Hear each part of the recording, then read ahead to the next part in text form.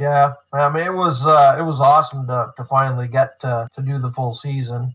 Um, it's every boat racer's. I'm sure it's on the top of their bucket list to be able to run a season in each one, and we were pretty pumped, and didn't expect to get a podium finish at the end of the season.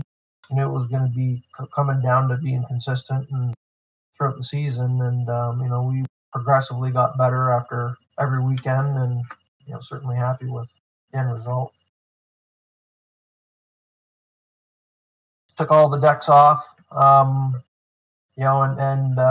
fixed a bunch of stuff inside. A lot of deteriorated frames and some things that really needed some maintenance. So we did all that and took a whole bunch of weight out of it. And I just hope we get to run it this year. I'm super excited. Dave's spent some money on propellers, and so we put a new cowling on it. Took a whole pile of weight out of that, new uprights, and just like a lot of stuff that thing needed, some TLC. So hopefully we can go up there and see what it can do. Yeah, it definitely was that.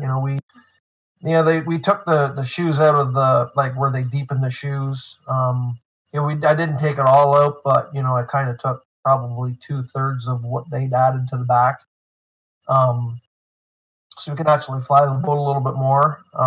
Which again was more weight, and there's just a lot of stuff that we did. I'm not going to get into all the full details about what we did because you got to keep some of that secret. But there was a lot of stuff that we were able to find to straighten things out. Let's just put it that way. And we have some pretty. But we don't expect to compete with Jimmy and J Mike, but certainly want to be able to have some realistic goals to certainly you know compete with the other guys. We'll just see how it goes. The two is I know it's ready for paint. Um, and all of the wiring's ready to go back in it. It's probably realistically you won't see it in 2020, even if we had a full season. The 10, that's pretty much, I think one weekend that thing would be ready to go in the water. It needs to be, some touch up in the paint and stuff like that, but all the wiring's in it. Everything's back in the boat. We've got the running surfaces and the sponsons all in, and it's really really close. Now I just hope that there's a season that we'll be able to bring both boats out. I know Patrick, he's super stoked about running, and the rest of the team's super stoked about running. So let's just wait and see, I guess. It's gonna be a little different. The renderings are very cool. If the 10 and the 7 come out like that, it's going to be pretty sweet. Like the renderings are incredible. So expect something different, but the general colors are, it's going to be red and blue and white, but predominantly red. But it's going to be pretty slick. Well, you gotta have two crews. You can't pull from one crew and then kind of look after two boats. You got to have two separate. It's got to be two separate teams. Otherwise,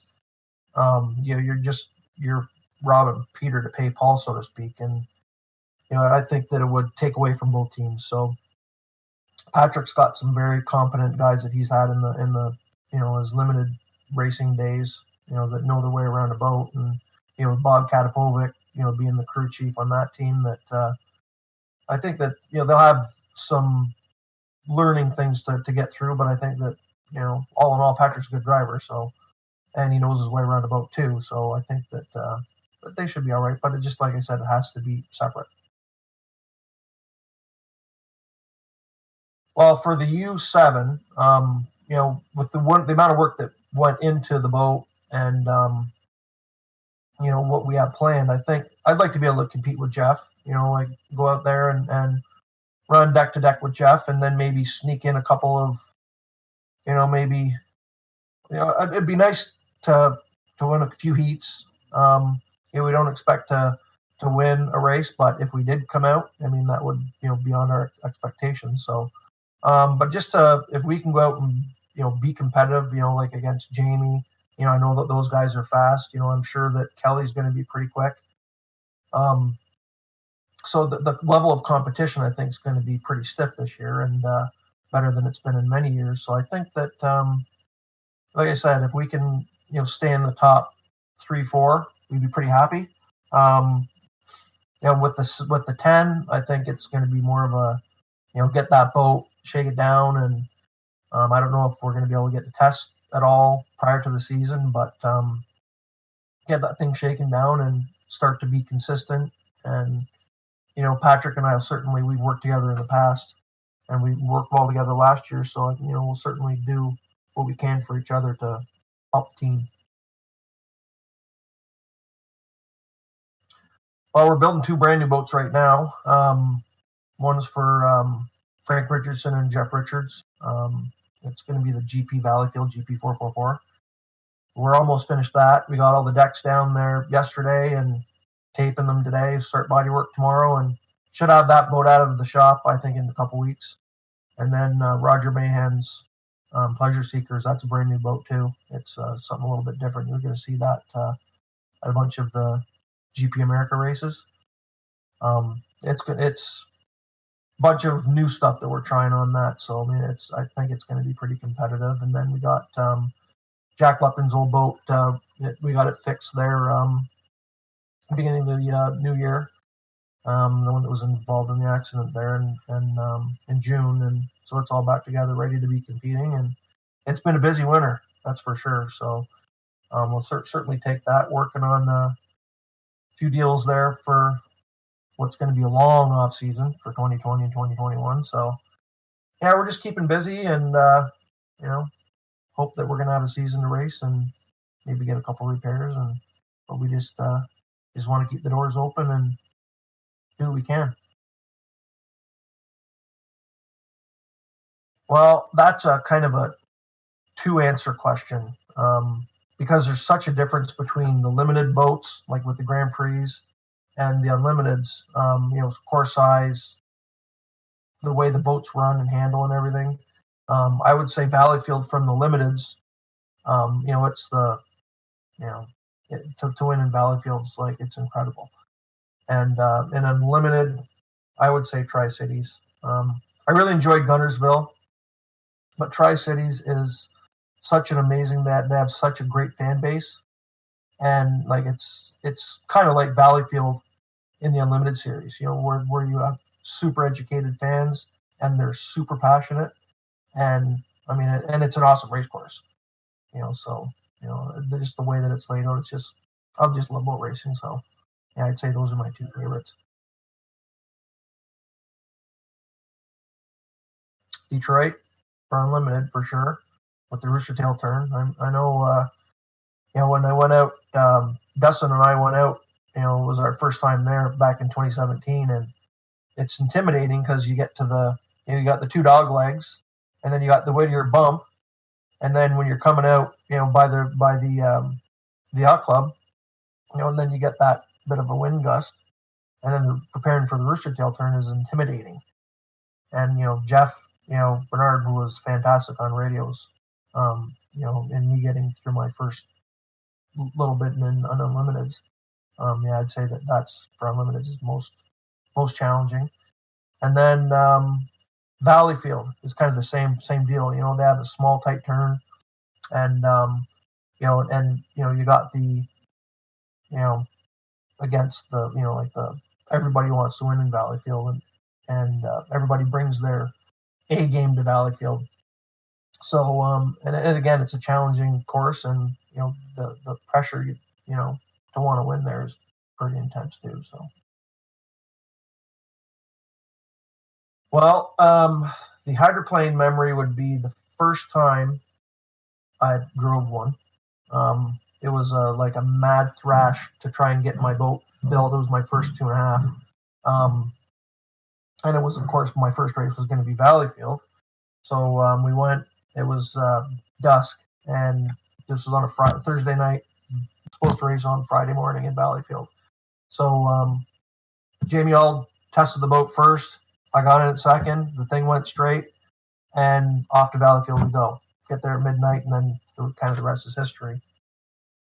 And then I guess like maybe my first trophy would be pretty cool too. I think that was pretty neat. That was in Tonawanda that year.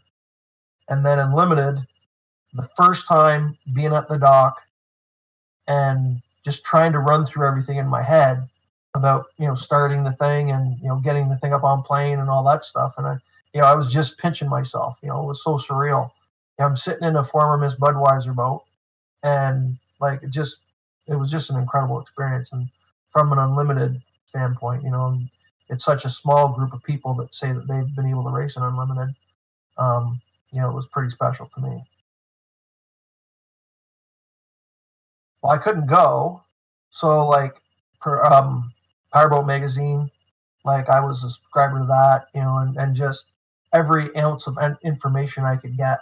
And then obviously like with Jamie, him working for Budweiser, that was, I mean, Jamie's been a long time family friend, and that was kind of a bit of an end too, him, in the 80s and 90s, being part of the Bud team. That was pretty cool. Being in the same town and working together is, being able to get as much information, especially as a kid. You just want to absorb every ounce of it that you can. So that's kind of fun. That'd be my early ways of getting info. Oh, and limited, I had a bunch of them. I mean, like Howie Benz, um, phenomenal Lauderback driver. Drove for Bernie, and he was up there, and Jimmy King, that he was pretty big. Being able to race against Jimmy King's kind of cool too. And I'd say like Jim Kropfeld, who was a pretty good driver in the limited ranks and unlimited, Budweiser driver, and Chip, he'd be up there. I mean, those guys you just kind of aspire to want to be like. So those are, I'd say that those would be my group of favorites.